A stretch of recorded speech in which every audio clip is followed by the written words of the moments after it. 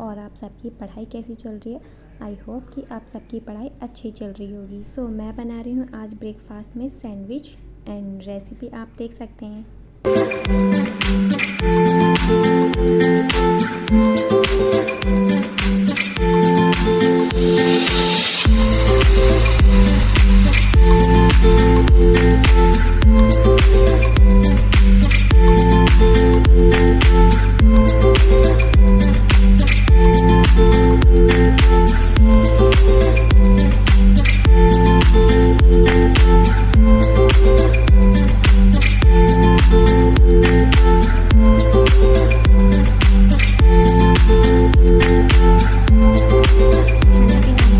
Breakfast वगैरह हो गया है तो फिर अब चलते हैं आज के हम पहले स्लॉट की तरफ। और मैं पहले स्लॉट में पहले स्टार्ट करने वाली हूँ न्यूज़पेपर।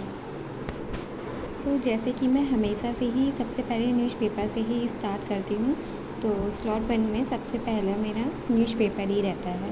पहले मैं न्यूज़पेपर कवर करती हूँ, उसके बाद फिर मैं कोई और दूसरा सब्जेक्ट पढ़ती हूँ। मैं टाइम टेबल के अकॉर्डिंग नहीं पढ़ती हूँ, क्योंकि मेरा डेली शेड्यूल यही रहता है कि मैं रोज़ अपना टाइम टेबल सुबह सबसे पहले सेट करूँ। तो फिर ऐसा नहीं है कि जो मेरा टाइम टेबल सेट हो गया सेम वही प्रोसेस चलता रहेगा। हर दिन का मैं अलग अलग अपना टाइम शेड्यूल रखती हूँ। जैसे कि मुझे एक दिन में कितना पढ़ना है और क्या क्या पढ़ना है, ये मैं सबसे पहले उठकर सबसे पहले मैं यही सेट करती हूँ और फिर उसके अकॉर्डिंग मेरे पूरे दिन का रूटीन चलता है। और मैं कंटिन्यू 8 9 12 घंटे बैठकर भी नहीं पढ़ती हूँ, क्योंकि इतनी देर कंटिन्यू बैठकर कोई भी नहीं पढ़ सकता। इसलिए ज़रूरी है कि आप बीच बीच में थोड़ा सा ब्रेक लेते रहें। और मेरा ब्रेक तो हो ही जाता है, क्योंकि मुझे बीच में खाना भी बनाना होता है, ब्रेकफास्ट भी खुद ही बनाना होता है। तो फिर मेरा आधे 1 घंटे का ब्रेक बीच में हो ही जाता है। फिर थोड़ी देर रेस्ट करने के बाद मैं अपनी स्टडी को कंटिन्यू स्टार्ट कर देती हूँ।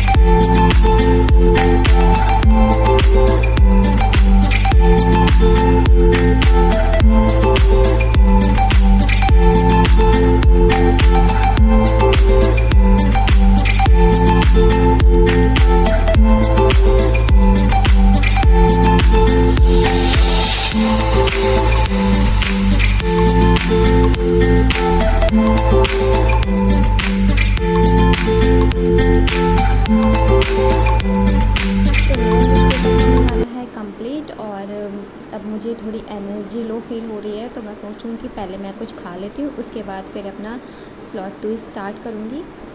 तो मैं पहले कुछ झटपट से बना लेती हूँ। तो मैं मिलती हूँ अपने लंच के बाद।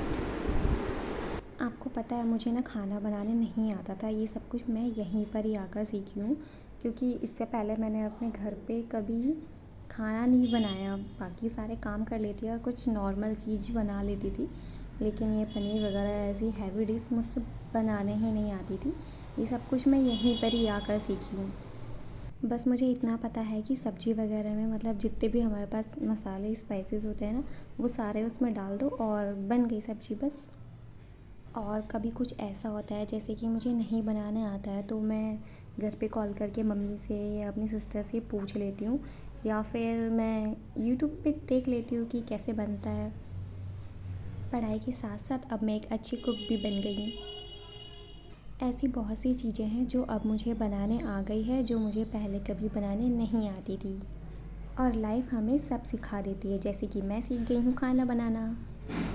और मैं हर चीज़ में नमक कम ही डालती हूँ, क्योंकि मुझे ऐसा लगता है कि अगर नमक कम हो गया तो हम ऊपर से डाल सकते हैं, लेकिन अगर वो ज़्यादा हो गया तो हम उसे निकाल नहीं सकते। निकालने की ट्रिक होती है, लेकिन इतना झंझट कौन करे, इसीलिए अच्छा है कि पहले ही कम डालो ताकि हम उसमें ऊपर से डाल सकें।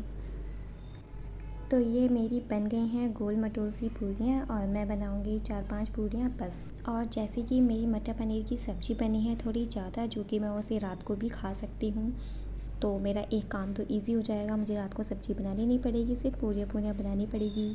आजकल बारिश का मौसम हो रहा है और दिल्ली में तो बहुत ही बारिश हो रही है, इसलिए मौसम काफ़ी अच्छा हो रहा था, तो मैंने सोचा कि मैं रोटी बनाने से अच्छा पूरियाँ ही बना लेती हूँ, जल्दी भी बन जाएगी और फिर मुझे अपना न्यू स्लॉट भी स्टार्ट करना है। तो ये बन गई मेरी पूरियाँ। तो जैसे कि मेरा खाना पीना हो गया, थोड़ी देर रेस्ट करने के बाद फिर मैं लग गई अपनी स्टडी में, और मैंने सोचा कि आज मैं मॉक टेस्ट देती हूँ, जो कि करंट अफेयर का है, और देखती हूँ कि मेरे कितने क्वेश्चन गलत और कितने सही जाते हैं।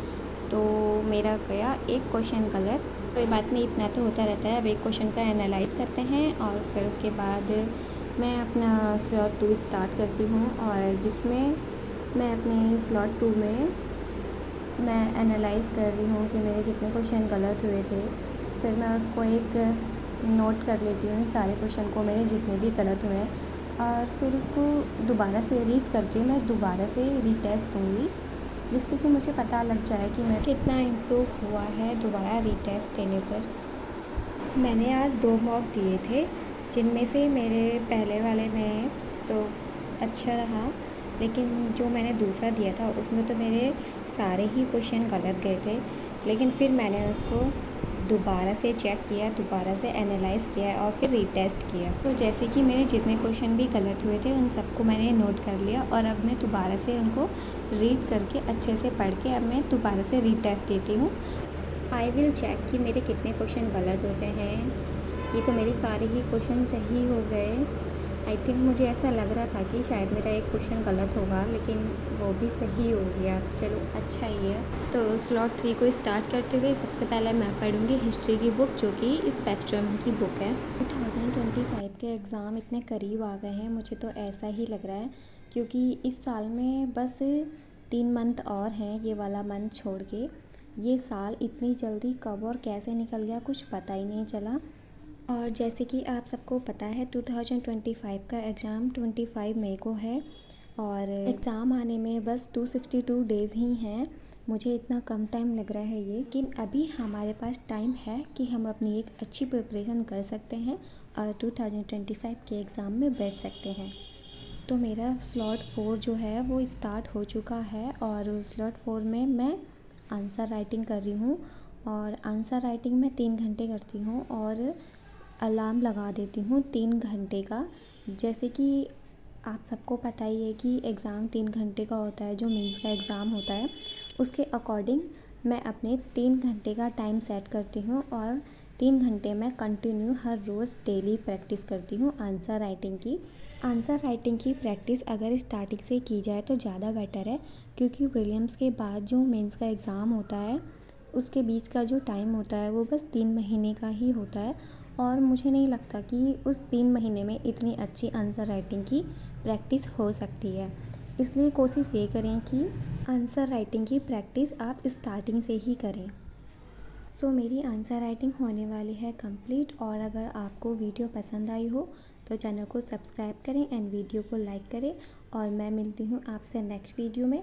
तब तक आप सब भी अपनी पढ़ाई को कंटिन्यू रखें एंड एन्जॉय योर लाइफ।